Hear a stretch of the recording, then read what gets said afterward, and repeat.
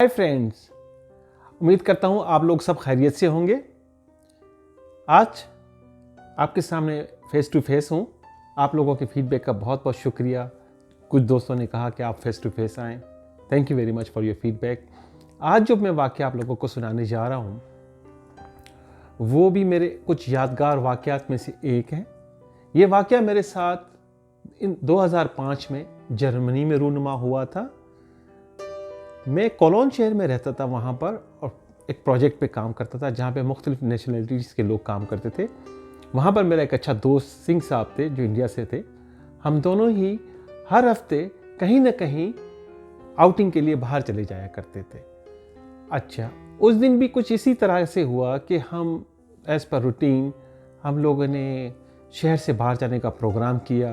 हमने ट्रेन लिया और उसके बाद हम शहर से दूर चले गए।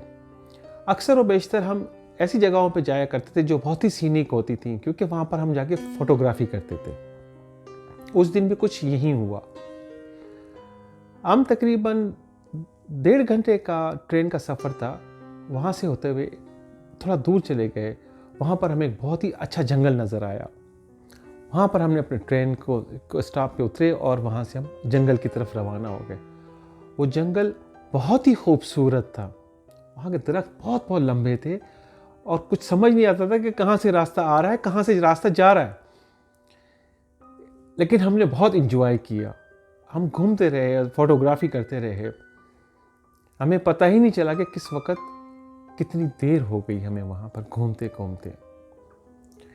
अच्छा, शाम को जब हम वापस आए स्टेशन के ऊपर, तो क्या देखते हैं, जो लास्ट ट्रेन थी जो हमें शहर की तरफ वापस ले जाती, वो 10 मिनट पहले ही चली गई। अब हमने जब ये देखा तो हमने कहा कहाँ फंस गए यार, क्योंकि अब तो हमारे लिए कोई रास्ता भी नहीं था और दूर दूर तक कोई ऐसी आबादी नज़र नहीं आ रही थी जहाँ पर हम रह सकते थे या कोई होटल होता वहाँ हम रात को स्टे करते। अब हम यही सोच रहे थे कि हम अब इसी स्टेशन में रात को गुजारेंगे।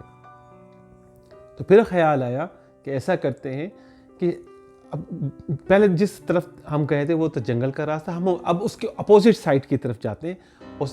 हो सकता है कि हमें वहाँ पर कुछ आबादी नज़र आ जाए। हम दोस्त निकले वहाँ पर, आधा घंटा घूमते रहे।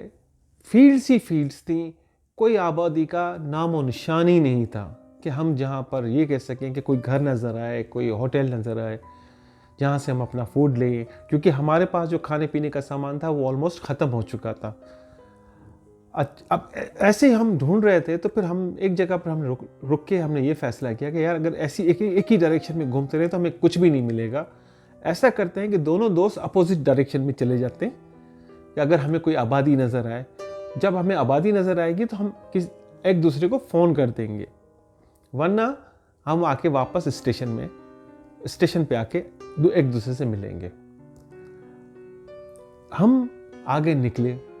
मुझे तकरीबन आधा घंटा लगा होगा। मैं चलते ही जा रहा था और मैं ये देख रहा था कि हवा में खुनकी भी आ रही थी, थोड़ा ठंड ठंड फील हो रही थी। उसके साथ ही रात का भी शाम ख़त्म हो रही थी, रात भी मगरब हो गई थी और रात होना शुरू हो गई थी। जब मैं तक आधा घंटे वॉक करने के बाद मैंने एक देखा कि दूर मुझे एक घर नज़र आ रहा था।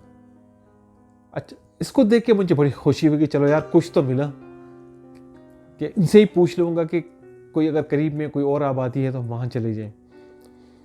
अच्छा, जब मैं उस घर पे गया और नॉक किया तो वहाँ एक बुज़ुर्ग औरत रहती थी। उन्होंने मुझसे पूछा, मैंने उनको बताया कि हम यहाँ स्टक हो गए हैं, हमें यहाँ स्टे करना है, मेरा दोस्त भी है। तो उन्होंने हमें कहा कि यहाँ दूर दूर तक कोई आबादी नहीं है जहाँ आप रात गुजार सकें। ये हो सकता है कि मेरा ऊपर का कमरा है जहाँ आप रात गुजार सकते हैं। और ये उनकी ऑफ़र मुझे बहुत अच्छी लगी और मुझे थोड़ी सी एक्साइटमेंट हुई। चलो ठीक है यार, कुछ तो बंदोबस्त हुआ। अब यही सोच रहा था, फिर मैंने अपने दोस्त को फ़ोन डायल किया तो मैं ये देख के बड़ा हैरान हुआ और शॉक में आ गया। क्या देखता हूँ कि फ़ोन में सिग्नल नहीं आ रहे थे। अब मेरे लिए बड़ी परेशानी हो गई कि अब मैं अपने दोस्त को किस तरह से कम्युनिकेट करूं। जब मैंने उनसे कहा कि मेरे दोस्त से कम्युनिकेशन नहीं हो रहा, तो उन्होंने कहा कि इससे बेहतर है कि आप खुद ही स्टे कर लो, क्योंकि जब आप वापस जाओगे तब तक अच्छा खासा अंधेरा हो जाएगा। और मैं ये भी सोच रहा था कि अगर मैं वहाँ से निकलता भी हूँ तो रास्ता इतना हमवार नहीं है कि मैं आराम से वहाँ पहुँच जाऊँ जहाँ से चले थे। मुझे खुद भी थोड़ी सी कन्फ्यूजन हो रही थी, क्योंकि बिल्कुल जंगल था, बिल्कुल डायरेक्शंस का पता नहीं चल रहा था कि किस तरफ जाना है, किस तरफ आना है। खैर, मैंने रात को, उन्होंने मुझे चाय वगैरह सर्दी खाना भी दिया, लेकिन मैंने अब, क्योंकि मेरे साथ कुछ था फूड, तो वो मैंने अपना इंटेक किया, खाया। मुझे थकावट बहुत ज़्यादा हो रही थी, क्योंकि हमने बहुत घूमे थे उस जंगल के अंदर। वो एकड़ों के ऊपर महीत था, बहुत ही लंबा था। मैं समझता हूँ कि शायद हमने आधा भी मुश्किल से कवर किया होगा उस जंगल को। मैं रात को वहाँ जब थक गया और मैं, अच्छा, उनके घर का मैं आपको नक्शा बता दूं कि एक अच्छा खासा बड़ा घर था वो, जिसके अंदर जहाँ हम बैठे थे वो डाइनिंग था, वहाँ पे 2-3 बेडरूम्स थे, वुड का था, क्योंकि ये वेस्ट वर्ल्ड के अंदर जो होता है वो वुड के हाउसेस होते हैं। और उन्होंने इशारा किया कि एक ऊपर हमारा कमरा है जहाँ आप रात को रह सकते हैं। मैंने अपना बैग उठाया, बैग पैक था मेरे साथ में, ऊपर कमरे में गया और अपना बैग रखा, सो गया। मैं थक हार के सो गया। रात के किसी पहर, तकरीबन रात को 2 या 2:30 बजे के करीब, मैं अंदाज़ा लगा सकता हूँ, इतना टाइम हुआ होगा कि मैंने देखा कि मेरी जो ऊपर मैंने सोने के लिए चादर ऊपर ली हुई थी, वो खिसक के नीचे की तरफ चली गई, पाँव की तरफ। अब मुझे थोड़ी सी घबराहट फील हुई। पहले तो मैं गुनूदगी में था, मैं समझा कि शायद ये मुझसे ही हो गई होगी। फिर मैंने वो चादर दोबारा अपने ऊपर डाली, फिर देखता हूँ कि वो चादर दोबारा से रख गई नीचे की। अब मुझे थोड़ी सी घबराहट होने लगी कि ये माजरा क्या है।